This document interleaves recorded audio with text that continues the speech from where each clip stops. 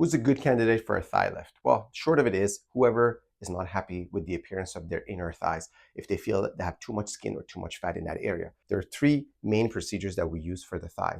One is just liposuction and skin tightening. That's good for somebody who, again, has good skin, doesn't have maybe a history of massive weight loss. It does require them to do very good skin compression afterwards. The next step is what we call a short scar thigh lift. This is, again, for somebody who not only has some extra fat on the inner thigh, but also has some loosening of skin. In fact, they may not have that much fat, but they just have hanging down of the skin and extra skin. But this person only needs to have the thighs lifted. Or when you go around the thigh, the skin feels good. It's just mostly everything has fallen. So we need to sort of grab the skin in the inner thigh and lift it up. That's sort of what they really need. That person gets a short scar thigh lift. The last and the most involved type of thigh lift is what we call a long scar thigh lift.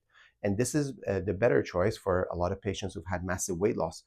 This is for someone who wants not only lifting of the skin in the inner thigh, but also narrowing of the thigh. And most of the time, when you look at these thighs, they have wrinkles that are going vertically, and they have wrinkles that are going horizontally on the inner thigh. Most patients heal really well in this area, and this doesn't usually leave some scars. The typical recovery for any of the thigh lifts with a short scar or long scar is usually about 4, maybe maximum 6 weeks. This is not a time where you're not living your life, but you're just it's a time where you're actually paying some attention to your thighs, and you have to do some degree of compression and protection to the wounds on the thighs.